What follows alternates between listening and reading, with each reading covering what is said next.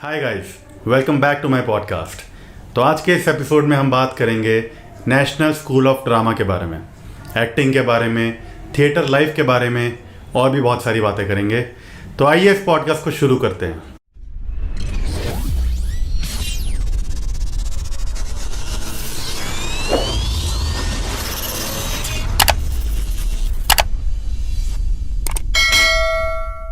तो आज के जो मेरे गेस्ट हैं वो एक NSD एल्यूमिनस हैं, एक्टर हैं, एक्टिंग कोच हैं, डायरेक्टर हैं, 12 साल का एक्सपीरियंस है एक्टिंग में और 7 इयर्स का टीचिंग में। 100 से ज़्यादा प्लेस कर चुके हैं, मूवीज़ करी है, वेब करा है, शॉर्ट फिल्म्स करी हैं।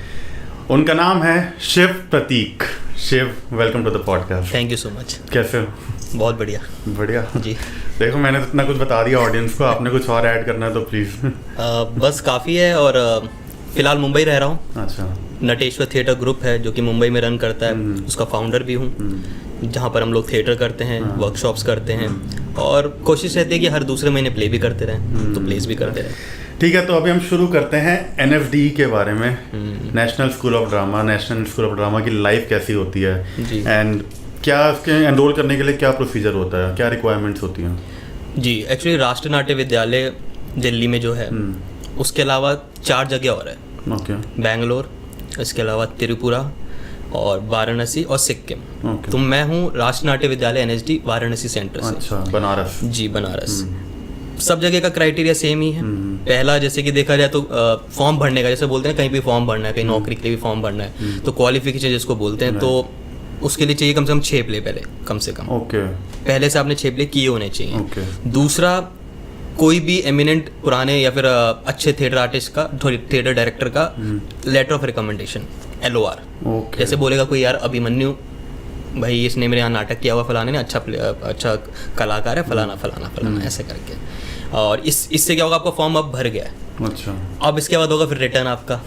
अब रिटर्न में क्या आने वाला है ये किसी को नहीं पता, क्योंकि आर्ट फॉर्म में कुछ भी आ सकता है।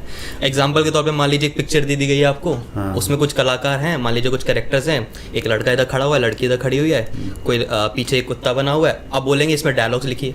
अच्छा। ओके। भाई अब डायलॉग लिखिए कि क्या बातचीत हो रही है दोनों के बीच में ना, सोचने की, सबको इन्वॉल्व करना जरूरी है। एग्जैक्टली हो जाता है। फिर और भी सवालात होते हैं, जैसे कि रस क्या होता है, भाव क्या होता है ना। कभी कभी पूछ लेते हैं, जैसे कि मान लीजिए कोई पंजाब से है, कोई हरियाणा से है, तो उनका फोक थिएटर कौन सा है। अच्छा। तो इस प्रकार के क्वेश्चंस रिटर्न में आते हैं। अच्छा। देन ये क्वालिफाई होने के बाद, क्वालिफाई नहीं, इसके साथ साथ ही इंटरव्यू होता है प्लस ऑडिशन। ओके। ऑडिशन में आपको दिए जाते हैं कुछ मोनोलॉग्स और कविताएं जो आपको पहले से याद करके आनी होती हैं। एक मोनोलॉग होता है जो आपको खुद का भी प्रिपेयर करना होता है, कोई भी जॉनर का हो सकता है। अच्छा। जी। इसके अलावा एक कविता वो सुनते हैं वहाँ पर। तो ये 2-3 चीज़ें होती हैं। फिर वो पूछा जाता है कि भाई आप बताओ इसके अलावा और क्या जानते हैं। Okay. Because theatre is all about everything, I would से। मतलब इतना नहीं है कि सिर्फ एक्टिंग ही करनी है आपको थिएटर में, उसमें म्यूजिक भी आना चाहिए, डांस भी आना चाहिए, कुछ बनाना भी आना चाहिए, क्राफ्ट भी आना चाहिए, सब कुछ। तो वो बस ये देखना चाहते हैं आपको क्या क्या आता है इस फील्ड के अंदर। इसके साथ साथ वो ये भी देखना चाहते हैं आप कितने अच्छे लर्नर हो, कितनी जल्दी चीज़ों को सीख लेते हो। तो ये करने के बाद फिर एक मोनोलॉग हुआ, आपने मोनोलॉग परफॉर्म किया, उनके दिए गया वाला, फिर अपना दिए गया वाला आपने जो आपको खुद से याद था, फिर कविता हो गई, फिर बेसिक ताल देखी जाती है, ताल। अच्छा। मतलब आपकी रिदम कैसी है बॉडी की, तो तबला बजा दिया गया, ढोलक बजा दी गई, नाचो जी उस पर। फिर आवाज़ कैसी है, सुर कैसे हैं आपके। अच्छा। तो बोलते हैं आप कोई फोक गा लो अपना।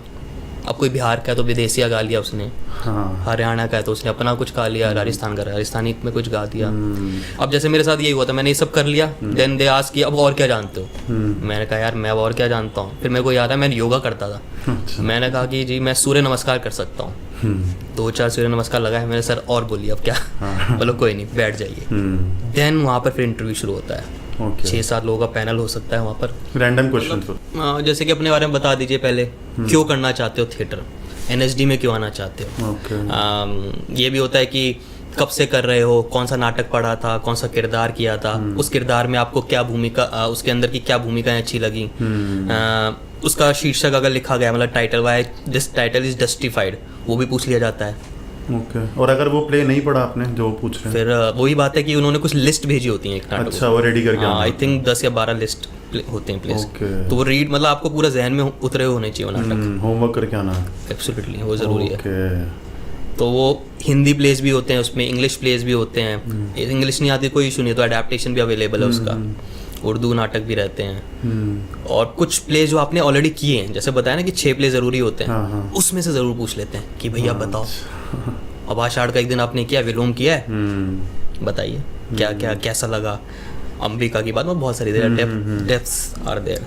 देन दे से कि ठीक है, थैंक यू सो मच आने के लिए। फिर यहाँ से क्वालिफाई होता है अगर कोई, then they reach to the final workshop. Okay, और कितना टाइम में पता चल जाता है? आई थिंक हफ्ता 10 दिन के अंदर आ जाता है। अच्छा, जहाँ तक मुझे याद है हफ्ता 10 दिन के लिए आ जाता है। उसमें फिर कुछ लोग सेलेक्ट होते हैं। ओके, वर्कशॉप में 100 लोग शायद 80 लोग, डिपेंडिंग ऑन दी ईयर, कौन सा ईयर चल रहा है उस तरह। और फिर वर्कशॉप होती है। जैसे राष्ट्रीय नाट्य विद्यालय बनारस केंद्र में तो 2 दिन की वर्कशॉप थी हमारी। तो उसमें बोल दिया गया था अलग अलग एक्टिविटीज़ होती हैं। जैसे हमें बोला कि घाट पे आपको जाना है, इस वाले ग्रुप को घाट पे जाना है बनारस की, go and observe those people, come here and उसमें कुछ एनैक्टमेंट करना है। कॉस्ट्यूम ले सकते हैं आप, मेकअप यूज़ करना चाह सकते हो, कर सकते हो। कुछ डांस मूवमेंट्स भी करवाई गई थी। कितना मतलब दे आर जस्ट थिंकिंग कि कितना अच्छा सीख सकता है कितना जल्दी।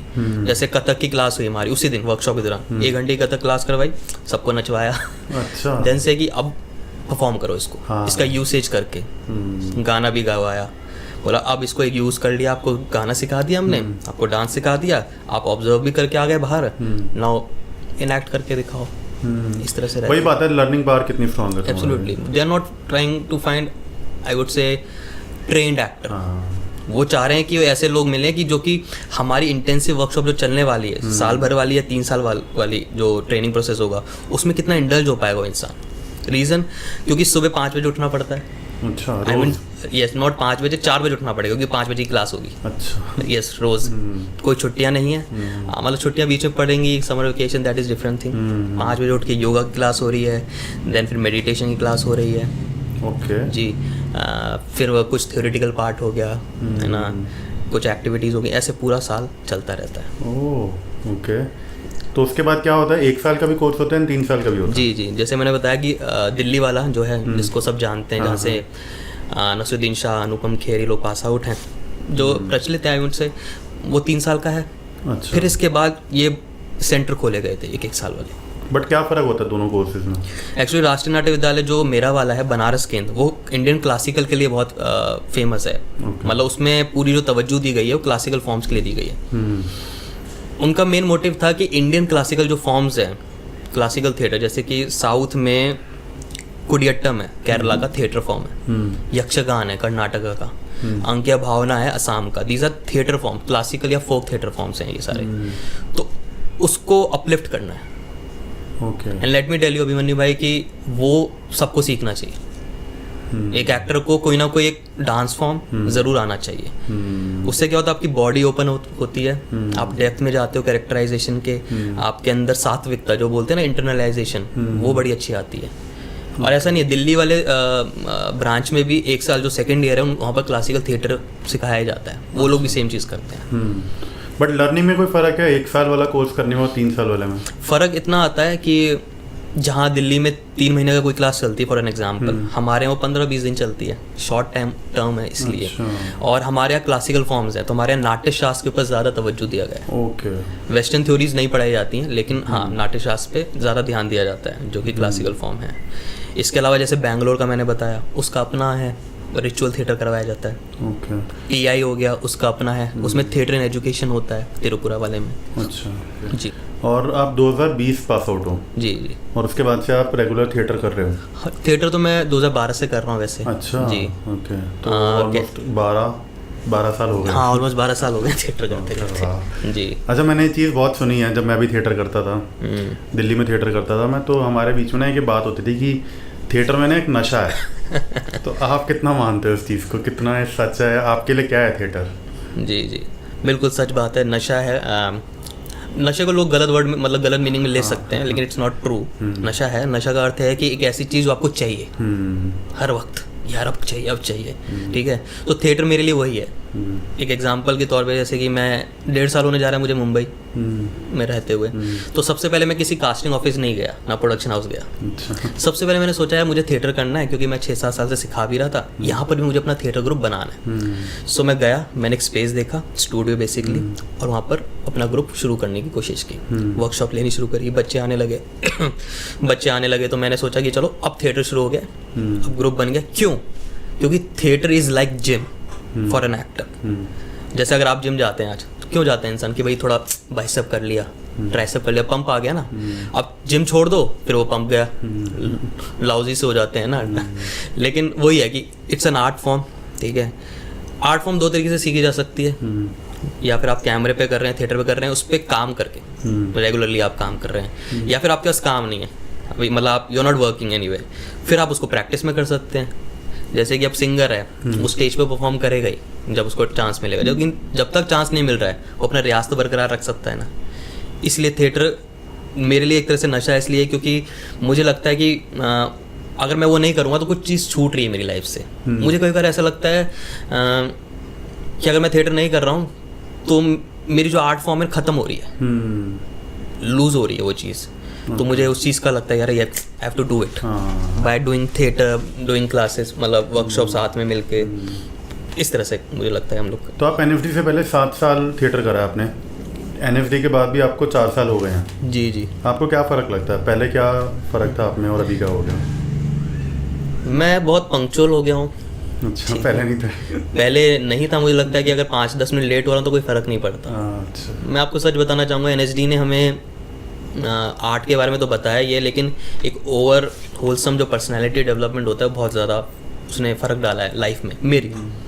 पंक्चुअलिटी, जैसे भाई 5 बजे उठना है, अब मुझे अपनी नींद बड़ी प्यारी होती थी, सबको होती है तो भाई नहीं उठा जा रहा, अब सो रहे हैं लेट सोने का वहाँ पर मीनिंग ये नहीं कि हम मस्ती कर रहे हैं। हम लोग रात में भी एनएचडी के दौरान कोशिश ये रहती थी हमारी कि हम लोग कोई नई एक्सरसाइजेस करें वहाँ पर। अच्छा, मान लीजिए फ्री टाइम पे भी कुछ है नहीं ना करने के लिए। अब इसमें एक बात को अगर मैं इन्वॉल्व करूं, जैसे कि these are residential courses. Okay. Residential का मतलब होता है कि भले ही अभिमन्यु जी का घर यहाँ पर है और एनएचडी आपके बगल में ही है, मतलब साथ वाले घर में ही है, फिर भी आपको हॉस्टल में रहना पड़ेगा। ओके। तो इसका मतलब होता है रेसिडेंशियल। जैसे हमारी क्लास में एक लड़की थी, वो बनारस से ही थी। अच्छा। आई थिंक 200 मीटर की दूरी पे उसका घर होगा। अच्छा। फिर भी वो रहती थी वहाँ पर। क्यों? क्योंकि एक माहौल देने के लिए, जो 20 या 25 बच्चे रहेंगे एक जगह पे, एक हॉस्टल में, तो एक माहौल बनता है। और कोई टाइमिंग नहीं है कि भाई 2 घंटे की क्लास ये होनी है, 3 घंटे, ऐसा कुछ नहीं है। सारे सेम माइंडसेट से रहेंगे। Absolutely. And they will talk about art, and they will talk about I would से ग्रोइंग टुगेदर, ठीक है। और इम्पॉर्टेंट ये था कि वहाँ पर सब मिल के जहाँ वो रह रहे हैं वो सब कुछ भूल जाएं, सिर्फ और सिर्फ थिएटर, एक्टिंग, इन लाइफ के बारे में बात करें। तो जैसे हमारी क्लास कभी ख़त्म हो रही है 10 बजे भी हो रही है, रात को 8 बजे भी हो रही है। अब खाना खाया नहीं खाया छोड़ो, लेकिन जो एक्सरसाइज सर ने करवाई हमारे, मान लीजिए कोई हमारे गुरुजी आए, अंकुर सर आए, उन्होंने एक्सरसाइज करवाई तो दिमाग में चल रही है, अरे भाई साहब ये क्या हुआ, तो we are talking about it. और कभी का डिस्कशन हो रहा है, यार तेरा मस्त लगा यार, बता क्या तूने क्या टेक्निक अपनाई थी यार बता। तो चल रहा है डिस्कशन, अब भूल गए खाना पीना। अब खाना पीना भूल गए, फिर भूख तो लगती है, फिर खाया खाना, फिर लेट सोए तो फिर दोबारा उठ गए। तो एक प्रॉपर प्रोसेस के थ्रू गुजरना, मतलब वाई आई वुड से कि वाई ट्रेनिंग इज़ इम्पॉर्टेंट, क्योंकि ट्रेनिंग के दौरान आप इस प्रोसेस से गुजरते हो। इट्स नॉट अबाउट एनएचडी ओनली, ये ट्रेनिंग कहीं से भी ली जा सकती है। कई अच्छे थिएटर ग्रुप ज्वाइन होके, कुछ ग्रुप में कुछ साल काम करके भी वो ट्रेनिंग के प्रोसेस से आप गुजर सकते हो। लेकिन ये है वो प्रोसेस बहुत ज़रूरी है। जैसे मैं इफ़ यू अलाउ मी, मैं यही कहूँगा कि जैसे अब कुछ लोग आते हैं मुंबई, है ना, जैसे आपने तो थिएटर किया, अच्छा काम करते हैं आप, ठीक है। कुछ लोग आ जाते हैं, मतलब ये नहीं कहूँगा कि ऐसे ही आ जाते हैं, मतलब आ जाते हैं, उनको दे थिंक कि they can become actor, they think, because किसी ने बोला यार तू अच्छा लगता है, तेरा लुक बड़ा अच्छा है, तेरी स्माइल अच्छी है, वगैरह वगैरह। अब वो आ जाते हैं, तो जैसे मेरी क्लास में भी स्टूडेंट आते हैं, अब वो आए हैं पैसा वैसा लेके, कुछ लोग तो भाई पैसा भी है, कुछ खर्च करते हैं, अच्छी जगह पे लेते भी हैं, बट उनको कुछ नहीं आता। वो 3 से 4 महीने भटक लेते हैं, उनको they get rejected, then they finally come to theatre. किसी ने बताया भाई थिएटर ज्वाइन कर ले, फिर वो हताश हो जाते हैं, यार कुछ नहीं हो रहा लाइफ में। फिर मैं उनको ये कहता हूँ, भूल जाओ कि अभी काम मिलने वाला है 1 साल तक, आर्ट पे ध्यान दो। बिल्कुल। और रिजेक्शन, और अगर ऑडिशन देने जा रहे हैं आप तो ये भी दिमाग में रखो कि रिजेक्ट हो सकते हो, अभी चांसेस ज़्यादा हैं, बिकॉज अभी आपकी आर्ट पे जो है ना कमांड आई नहीं है। तो वो इस that's why theatre is important and regular theatre is important. Naseer साहब का हमेशा नाम लेता हूँ मैं कि वो इंसान ऐसे हैं कि उनको ज़रूरत नहीं है थिएटर की, मतलब करने की ज़रूरत नहीं है, लेकिन ही इज़ डूइंग डेली, कर रहे हैं वो इंसान कर रहा है। परेश रावल, अनुपम खेर, ये बड़े बड़े नाम है जो प्रतीक गांधी अभी नए उभर के आए हैं, वो भी कर रहे हैं। वेदा कुंभा में थिएटर हुआ उनका प्ले, तो जैसा आप भी कर रहे हो, आपने भी प्ले किया बीच में, मैं देख नहीं पाया, तो वो ज़रूरी है। और आपसे पूछ सकता हूँ, मैं भी पूछ लूँगा, पॉडकास्ट तो वैसे आपका है, कैसा लगा, मज़ा आया प्ले करके? थिएटर तो यार मेरे को जेन्युइनली बहुत पसंद है, बट मेरा कुछ और सोचना है, वो तो चलिए उस बात कभी और बात करेंगे उस बारे में। लेकिन वो ये कि जब आप प्ले कर रहे हो तो आपको एक अलग मजा आया होगा। बहुत मजा आता है, बहुत पुराने दिन याद आ जाते हैं चीजें। बिल्कुल बिल्कुल, बहुत। तो मतलब that's why theatre is important कि प्रैक्टिस बनी रहती है। जिम है, theatre is like gym for an actor. खुशी मिलती है थिएटर करके ना। एब्सोल्युटली। मैंने कभी किसी बंदे को ये नहीं देखा बोलते हुए कि यार थिएटर करा, यार प्ले करा, मजा नहीं आया, यार क्यों कर रहा हूँ मैं ये प्ले। वो बंदा कैमरे के लिए बोलते थे कई बार कि यार मैं ये शो कर रहा हूँ या फिर ये कुछ कर रहा हूँ, मज़ा नहीं आया मेरे को शूट करके। लेकिन जो प्ले होता है, प्ले से निकल के ना वो जो खुशी होती है ना, वो जाहिर करना बहुत मुश्किल है। Absolutely. वो एक्सपीरियंस करी जा सकती है। ठीक है, अभी हम बात करते हैं टेक्निक्स के बारे में। थोड़े टाइम पहले मेरे एक गेस्ट आए थे, तो उनका ये कहना था कि मतलब उनकी ये थिंकिंग थी, स्टेनिस्लवस्की और माइजनर वगैरह वो उसमें इतना बिलीव नहीं करते हैं, वो उसके अगेंस्ट भी नहीं है, बट वो बिलीव भी नहीं करते हैं। उनका ये कहना है कि लोग डिप्रेशन में चले जाते हैं, कई चीज़ें ऐसी होती हैं कि वो बहुत ही ज़्यादा मेथड में घुस जाते हैं उसके। तो मेरा आपसे यही क्वेश्चन है कि आपको क्या लगता है टेक्निक्स कितनी ज़रूरी हैं, एंड आप इनसे कितना रिलेट करते हो? माइजनर फॉलो करते हो, स्टेनिस्लवस्की वगैरह, आप क्या टेक है आपका इस पर? देखिए, हर एक चीज़ के लिए टेक्निक बहुत ज़रूरी होती है। मैंने बताया आर्ट फॉर्म है। अब सिंगर के लिए एक टेक्निक होती है, उनके सुर होते हैं, है ना। डांसर के लिए उनके ताल होते हैं, जेस्चर्स होते हैं, पोजेस होते हैं, ग्रेस होता है। तो एक्टिंग लोगों को कभी कभी लगता है नहीं यार इसके लिए कोई टेक्निक की ज़रूरत तो है नहीं, जाओ कूद जाओ हो जाओ, ऐसा नहीं होता। तो technique is important, I would say are important, जितनी भी टेक्निक्स है। लेकिन वो डिपेंड करता है एक्टर के ऊपर, वो कौन सी टेक्निक को यूज़ करता है, कौन से टाइम पे, या कौन से कैरेक्टर के लिए कौन सी टेक्निक यूज़ कर रहा है। Okay, there numerous number of techniques, जैसे आपने नाम लिया, उसके अलावा चेकॉफ भी है, ठीक है, नाट्य शास्त्र की अपनी भी एक टेक्निक है, ठीक है, इम्पॉर्टेंट है। लेकिन मेरा ये मानना है कि आपको अपनी खोज भी करते रहनी चाहिए, ठीक है। टेक्निक में भी ज़्यादा नहीं घुसना है, मतलब there is a very thin layer between both of them, very thin layer. अपनापन भी रखना है, वो टेक्निक भी रखनी है। ओके, टेक्निक से सिंपल समझाने के लिए, जैसे कि मान लीजिए अभी मुझे बोला गया यू आर सिटिंग है और आपको रोना है, तो अब मुझे रोना नहीं आएगा ना, कुछ हुआ ही नहीं मेरे साथ ऐसा, तो I will use technique here, technique use करूँगा मैं, कोई ना कोई टेक्निक मेरी चेक ऑफ की हो सकती है, साइकोलॉजिकल जेस्चर की। साइकोलॉजिकल जेस्चर में मान लीजिए मैं ऐसे बैठा हूँ, ये स्टांस है, ठीक है, अगर मैं थोड़ी देर बस अपना सर ऐसे रख लूँगा, ऐसे रख लूँगा, तो मेरे अंदर वाले जेस्चर से एक माइंडसेट चेंज होगा, जो कि चेक ऑफ कहता है, because your body is directly proportional to your mind या योर साइकोलॉजी। तो ये टेक्निक है, मैं इस टेक्निक को अपना के अपने अंदर एक साइकोलॉजिकल चेंज ला सकता हूँ। उस चेंज से फिर मैं वो जो मुझे इमोशन चाहिए वो आ जाएगा, because your body is also directly proportional to your emotions also. जैसी बॉडी लैंग्वेज वैसे इमोशन। याद होगा ना बचपन में हमारे बड़े बुजुर्ग कहते थे कि बेटा ऐसे सर पे हाथ नहीं रखते, सुना होगा कभी आपने। कारण क्या है? कारण ये है कि ऐसे साइकोलॉजिकल जेस्चर से हमारे माइंड सेट में नेगेटिव थॉट्स आने शुरू होते हैं, एंजाइटी, डिप्रेशन, सैडनेस। तो ये चेक ऑफ की टेक्निक है बेसिकली, कि कैसे आप अपनी बॉडी को चेंज करने से माइंड को चेंज कर देते हो। तो खुश रहने के लिए कुछ बताओ ना। बेसिकली ऑब्वियसली है। अब मान लीजिए जैसे कि सैड के लिए मैंने बताया कि ऐसे हो गया, सैड के लिए मैंने बताया कि ऐसे बॉडी लैंग्वेज। खुश रहने के लिए सिंपल है, ये भी तो बताया पेरेंट्स ने और हमारे बुजुर्गों ने कि बेटा स्ट्रेट बैठो, कमर झुकाओ मत। उसका कारण भी यही है कि जब बैक स्ट्रेट होती है तो लंग्स बिल्कुल स्ट्रेट हैं, हम भी स्ट्रेट हैं, और हमारी साइकोलॉजी फिर उससे बनने लग जाती है। कैसी? हैप्पीनेस वाली। और थोड़ा सा और ऊपर चिन करूंगा मैं अपना ऐसे, प्राइड तो नहीं कहूँगा, कॉन्फिडेंस, एली फील आनी शुरू हो जाएगी, वाह, हैप्पीनेस ऑटोमेटिकली। और आपने देखा होगा पार्कों में अंकल लोग हंसते ना, अब हम सोचते हैं यार फालतू में हंस रही है। तो डॉक्टर ने बताया उसका कारण ये है कि अगर हम अपने आउटर को चेंज करें तो इनर चेंज हो जाता है। अगर मैं ऐसे बैठ के कभी सैड नहीं हो पाऊंगा, अगर होऊंगा तो वो एक दूसरे को कोलाइड करेंगे, वो फेक लग सकता है, वो उसके साथ जाएगा नहीं। क्योंकि ये जेस्चर है ही नहीं ना सैडनेस का, ये प्राउड का है, ये हैप्पीनेस का है।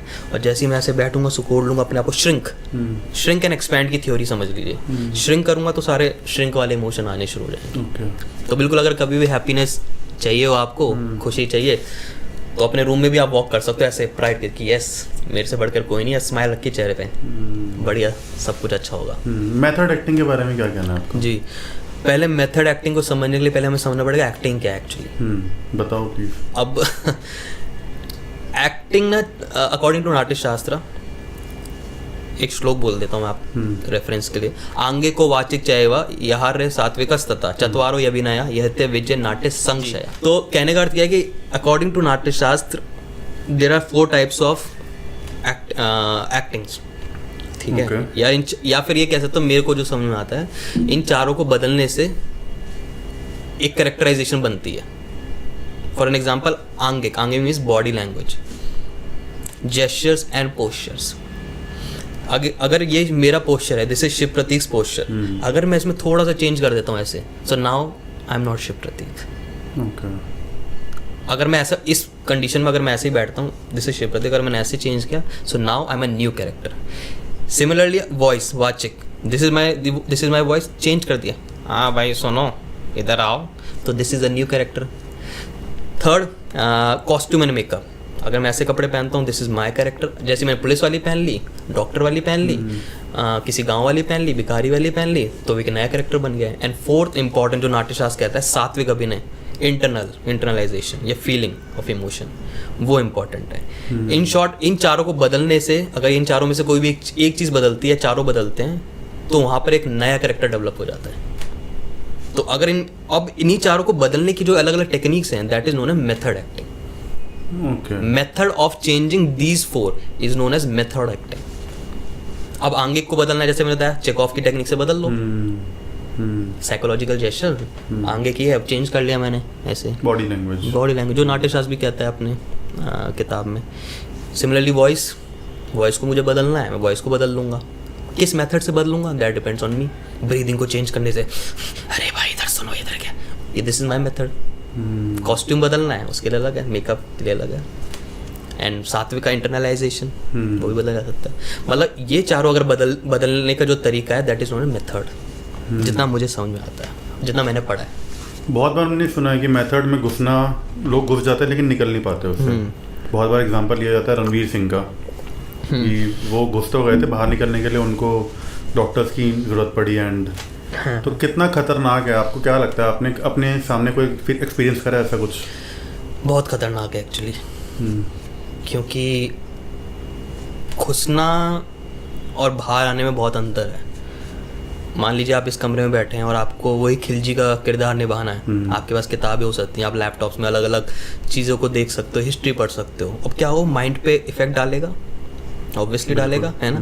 जैसे कि लगे रहो मुन्ना भाई, आपने देखी होगी, है ना, हेलुसिनेशंस हो जाते हैं। अब क्या होता है कि इंसान उसकी तरह बिहेव करने लग जाता है, और वो अच्छा तरीका है, कोई इशू नहीं है। और ये ऐसा रियल लाइफ में भी होता है। अगर 2 लोग हैं, एक साथ रह रहे हैं बहुत सालों से, कुछ महीने से, तो उनके ट्रेट्स भी आने लग जाते हैं एक जैसे। सच्चाई है, दिस इज ट्रू। तो ऐसे आप अगर एक तरीके में घुस रहे हैं, तो आपके अंदर भी वो ट्रेट्स आने शुरू होंगे, एंड दिस इज गुड, क्योंकि आप कोई कैरेक्टर में जा रहे हो, क्योंकि यू नीड दोज ट्रेट्स। लेकिन प्रॉब्लम वहाँ आती है जब वहाँ से निकल नहीं पाते हो। इसीलिए ये वाली वेस्टर्न टेक्निक्स में कभी कभार कहा जाता है कि मुश्किल होती है बाहर आना। लेकिन ईस्टर्न टेक्निक्स, ईस्टर्न मतलब एक वेस्टर्न पार्ट ऑफ वर्ल्ड है, ईस्टर्न में इंडिया भी आता है, जापान भी आता है, कंबोडिया भी आता है। तो ये वाले जो टेक्निक्स हैं, ये होती है आउट टू इन। इसका मतलब क्या है, आउट टू इन का मतलब क्या है कि आप बाहर से चेंज करो अपने आप को। साइकोलॉजिकली आप मतलब अपने फिजिकलिटीज चेंज करी, तो माइंड से चेंज हो गया। एंड सबसे बेस्ट टेक्निक होती है स्विच ऑन एंड ऑफ या स्पॉन्टेनिटी, जिसको शायद इरफान भी कहते थे, इरफान खान भी उनके बारे में बता चुके हैं। वो कहते हैं वो बेस्ट टेक्निक है। क्या होता है उसमें? उसमें कुछ नहीं है, सिंपल है, स्पॉन्टेनियस हो आप। आपको बोला स्विच ऑन एंड ऑफ, जैसे आपको बोला सैडनेस, तुरंत सैडनेस आ गई। एंगर, वो तो विद प्रैक्टिस आएगा ना। एग्जैक्टली तो वो प्रैक्टिस के थ्रू आएगा। मतलब अचीव एक्टर को करना चाहिए मेरे हिसाब से कि वो स्विच ऑन एंड ऑफ की टेक्निक को अचीव करे। क्यों? क्योंकि अगर आप कहोगे कि आपको आज करेक्टर दे दिया गया, ठीक है, बोला परसों से शूट है सर, तो you don't have that much of time ना, राइट। कैसे करेंगे? लेकिन आज शुरुआत तो उसी से करनी पड़ेगी। होता क्या है प्रैक्टिस के दौरान, अब पूछते हैं लोग थिएटर वाला माध्यम जो मैं बता रहा था कि क्यों है, प्रैक्टिस के दौरान जो ये टाइम पीरियड है ना कम हो जाता है। अब एक नया नवेला इंसान आता है, उसको मैं बोलूँगा सैड होगा सैड, दे दूँ उसको 2 घंटे, क्या सैड नहीं हो पाएगा? हो जाएगा। लेकिन एक ट्रेंड एक्टर उसको कुछ सेकंड्स में या मिनट्स में कर सकता है। फ़र्क इतना सा आता है, और कोई फ़र्क नहीं है। लेकिन हाँ, वही जैसे आप सवाल कर रहे थे कि वेस्टर्न टेक्निक से फ़र्क ये पड़ता है कि निकलना बाहर मुश्किल हो जाता है। ठीक है, एक बार जैसे पंकज त्रिपाठी जी से पूछा गया कि सर कितना अच्छा कैरेक्टर करते हैं, आप कैसे बाहर आते हैं? है ना, तो कहते हैं जिस दिन भैया लास्ट चेक मिलता है उस दिन बाहर आ जाता हूँ। क्योंकि वो समझते हैं इस बात को कि हमें अपना जो कैरेक्टर है ना, जब हम सेट से बाहर निकल रहे हैं तो वहीं सेट पे छोड़ के आना है, और जब सेट पे आ गए तो अपना शिव प्रतीक वाला कैरेक्टर या अभिमन्यु जी वाला कैरेक्टर हमें अपने घर पे रखना है वो। तो वो बैलेंस बनाना एक्टर के लिए बहुत ज़रूरी है। वो प्रैक्टिस से ही आएगा। इसीलिए थिएटर आर्टिस्ट की लाइफ थोड़ी आई वुड से प्रैक्टिसेबल होती है, और उसमें डिटेल में जाने में उसको मज़ा आता है। क्योंकि स्टेज पे जो परफॉर्म किया 1-1.5 घंटे बोले खत्म नाटक, चलो भाई अब घर खाओ, खाना खाओ, रोटी खाओ, सो जाओ। तो वो है। तो रणवीर सिंह अच्छे एक्टर हैं, मैं उनको बहुत अच्छा एक्टर मानता हूँ, उनकी अपनी टेक्निक है। लेकिन मेरा मानना है कि अभी आप उस टेक्निक पे जाओ जो आपके लिए थोड़ी ईजी पड़े। शुरुआत से अभी सीधा 50 किलो का डंबल उठाओगे तो कोई फ़ायदा नहीं है। अब एक्टर्स आते हैं बोले sir what is method acting, भाई पहले एक्टिंग समझ लो क्या है, मेथड पे बाद में चले जाएंगे। तो दिस इज़ इम्पॉर्टेंट। अंशिल, मैं आपसे ना पूछना चाहता था बहुत टाइम से कि हमारी पहले भी बात हुई है, फ़ोन पे भी हम मिले भी हम, मेरे को ना हमेशा थिएटर वालों से ना एक चीज़, जो थिएटर एक्टर्स होते हैं उनसे एक चीज़ ज़रूर पूछनी होती है जी, जिन्होंने कैमरा भी करा होता है। थिएटर और कैमरा एक्टिंग में क्या फ़र्क होता है और कैसे बैलेंस किया जाता है? एग्जाम्पल नसीर साहब हैं जी, थिएटर भी करते हैं, कैमरा भी करते हैं, बहुत एक्टर्स हैं ऐसे। तो आपको क्या लगता है, क्या फ़र्क क्या होता है और कैसे बैलेंस किया जाए दोनों को? फ़र्क नहीं है एक्टिंग में, दोनों में बताता हूँ क्या फ़र्क है। फ़र्क है ऑडियंस का, कितने डिस्टेंस पे ऑडियंस बैठी है उसका फ़र्क है। ठीक है, जैसे कि मान लीजिए रामलीला आप लोगों ने देखी होगी, करी होगी कभी। अब रामलीला के कलाकारों को आपने देखा होगा कैसे करते हैं, जेस्चर बड़े लाउड, एक्सप्रेशन भी लाउड, ये ऐसे। रीज़न है उसका, भैया पीछे बहुत लोग बैठे हुए हैं 100 मीटर की दूरी पे, 100 मीटर या 200 मीटर की दूरी पे लाखों लोग बैठे हैं, वहाँ तक अपने जेस्चर्स, इमोशन और एक्सप्रेशन पहुँचाने, इसलिए वो टेक्निक यूज़ कर रहे हैं, वो लाउडनेस की। अब आ जाते हैं ऑडिटोरियम पे, वही वाला एक्टर चला गया ऑडिटोरियम में, अब उसको जेस्चर को थोड़ा और मिनिमाइज करना पड़ेगा, क्योंकि उसको पता है इतना दूर नहीं है मेरी ऑडियंस, कम कर देगा। अब ये वाला था तो हल्का कम कर देगा, इतना कर देगा। अब वही स्पेस और छोटा हो गया, आजकल हो गया ना ब्लैक बॉक्सेस बनने लगे हैं, तो वहाँ पर फिर उसको उस हिसाब की एक्टिंग करनी पड़ेगी। Similarly is with the camera also, अब उसको पता है यही कैमरा लगा हुआ है सामने, एक्टर को ये पता होना चाहिए कौन सा कैमरा, कौन सा लेंस लगा हुआ है। सो कहने का अर्थ ये है कि सिर्फ जेस्चर्स की बात नहीं कर रहा, वॉइस की भी बात कर रहा हूँ यहाँ पर, एक्सप्रेशंस की बात भी कर रहा हूँ। तो एक्टिंग में डिफरेंस लाना पड़ता है एक्टर को, लेकिन ये नहीं है कि कैमरा एक्टिंग अलग है, थिएटर एक्टिंग अलग है। वो एक्टर की अपनी समझ से आएगा कि भाई अभी कैमरा बिल्कुल पास में लगा हुआ है यार, इतना सा करेंगे काम बन जाएगा, हाँ भाई क्या हाल है, बहुत बढ़िया, पंकज त्रिपाठी कर रहे हैं ना, चलो जाओ। हैं जैसे हम लोग NSD में तो हमें ना कुछ प्लेस भी दिखाए गए, अब उसमें नवाज भाई के भी देखे हमने, ठीक है, और भी बहुत अच्छे एक्टर्स के देखे, तो कर रहे हैं आप वो जेस्चर्स वाले, बताओ संजय मिश्रा जी के साथ वो, अरे क्या कर रहे हैं वो। अब वहाँ पर जाओ, सेट पे करते हैं काम, जैसे बताना चाहूँगा एक उनके साथ काम किया था थोड़ा सा, तो उसमें ऐसे ही था, कहा बुआ निकल गए, चलो जाओ, इतना कर रहे हैं, बिकॉज ही नोज दैट। वो कैसे आता है, निरंतर प्रैक्टिस से या फिर रह के कैमरे के सामने काम करते करते आ जाता है। सो एक्टिंग में सिर्फ एक्टर को बस ये डिफरेंस देखना पड़ता है कितनी दूरी पे मेरी ऑडियंस है। दूरी मतलब ये कैमरा यहाँ लगा हुआ है, अब यही वाइड हो गया। नहीं तो ऐसा तो नहीं है कि, अब आपने ये भी तो देखा होगा कुछ मूवीज में भी वो जेस्चर्स होते हैं, जॉनी लीवर साहब करते नहीं है, करते हैं ना ऐसे, जॉनी लीवर साहब, कादर खान साहब, ग्रेट फैन ऑफ हिम। तो लेकिन उनको पता है कि भाई कौन से कैरेक्टर के लिए या कितनी दूरी पे। तो दो चीज़ें हो गई, एक तो दूरी ऑफ मतलब distance of the audience, camera कितना दूर है या ऑडियंस कितनी दूर है, दूसरा depending on the character also, right. और थिएटर में भी मैं आपको बताऊं, थिएटर में भी ऐसे लाउड कैरेक्टर्स नहीं होते हैं, जहाँ सटल चाहिए होता है, बैठा इंसान आराम से, कोई लिख रहा है कुछ ऐसे कर रहा है, चाहे वो भले ही कितना दूर क्यों ना हो। दशरथ का कैरेक्टर देखो कभी लाउड नहीं है इतना, अब रावण तो सीरीज और टीवीज में भी लाउड कर रहा होता, हंस रहा होता, because it is required. This is the important thing. तो बेसिकली आपके अकॉर्डिंग थिएटर एक्टिंग और कैमरा एक्टिंग में कोई फ़र्क नहीं होता, सिर्फ टोन अप टोन डाउन करना है according to the requirements. Absolutely. Okay, and एक क्वेश्चन जो मैं पूछना चाहता हूँ रैपिड फायर शुरू करने से पहले, जी जी। कि आपने इतने एक्टर्स को ट्रेन किया है, ठीक है, आपने कुछ 500 प्लस स्टूडेंट्स, है ना, तो आपको क्या लगता है कि एक एक्टर को डेली बेसिस पे क्या रूटीन फॉलो करना चाहिए? जी, एक्चुअली क्या होता है कि कुछ बेसिक चीज़ें होती हैं, जैसे मैंने बताया कि वॉइस, बॉडी और उसकी साइकोलॉजी, ये कहते हैं इमोशन, उसको थोड़ा डेप्थ में ले जाते हुए बताऊंगा। तो टूल्स एंड क्राफ्ट 2 चीज़ें होती हैं। अब लोगों को टूल्स एंड क्राफ्ट के बारे में बड़ी क्लैरिटी नहीं है। इसको एक एग्जांपल के तौर पे समझाता हूँ। जैसे कि मान लीजिए, अगर मैं आपको बोलूँ अभिमन्यु कि आपको एक ना टेबल बनानी है लकड़ी की बढ़िया सी, मैं आपको छेनी, हथौड़ा, जो भी आरी, कील, हथौड़ा सब चाहिए तो आपको दे देता हूँ, क्या आप टेबल बना पाओगे? हाँ, बना पाओगे। लेकिन जो कारपेंटर है उसके जैसा बना पाओगे, जिसको एक्सपीरियंस इतना खासा? राइट, शायद नहीं बना पाएंगे उतने अच्छे से। तो होता क्या है कि कारपेंटर के पास 2 चीज़ है, एक तो टूल्स, वो आरी, और दूसरी चीज़ जिससे वो बना रहा है वो है उसका क्राफ्ट। आप और मैं भी वो टेबल बना सकते हैं, लेकिन वो शार्पनेस, वो क्लैरिटी, वो सफाई नहीं आएगी उस टेबल में जितनी एक मंजे हुए कारपेंटर पे आ सकती है। उसके पास 2 चीज़ें, एक तो टूल्स एज आई सेड और एक क्राफ्ट। ऐसी एक्टर के पास भी 2 चीज़ें होती हैं, टूल्स एंड दी क्राफ्ट। अब टूल्स क्या है? वॉइस, बॉडी लैंग्वेज, एक्सप्रेशन, जो आउटर है हमारा सारा कॉस्ट्यूमिंग का, ये टूल्स हैं। तो टूल्स पे एक्टर को काम करना चाहिए अपने, वॉइस पे काम करें। बहुत सारी एक्सरसाइजें बता देता हूँ, जैसे कि आप ब्रीदिंग एक्सरसाइज पे काम कर सकते हो, ठीक है, ब्रीदिंग पे काम कर सकते हो। फिर आप अपने वॉइस पे काम कर सकते हो। वॉइस में मतलब जैसे कि आ गया प्राणायाम। तो अब उसमें क्या होता है कि आपकी जो लंग्स की कैपेसिटी है वो इंक्रीज होने लग जाती है। जब ऑक्सीजन ज़्यादा जाता है, आपके पास सांस ज़्यादा होती है, तो आप एक लंबा डायलॉग, एक छोटी, एक बड़ी सांस में बोल सकते हो विदाउट पॉज। फंबल भी नहीं आएगा, क्लैरिटी भी आएगी, सब चीज़ें आएंगी। तो ये मैं डेप्थ वाली बात बता रहा हूँ कि अगर आप वॉइस की एक्सरसाइज करते हैं तो, जिसमें कि ओम का उच्चारण भी कर सकते हैं, ठीक है, आ ऊ और हमिंग का उच्चारण कर सकते हैं, this is known as kapalbhati का कर सकते हैं। ये बेसिक एक्टर के लिए।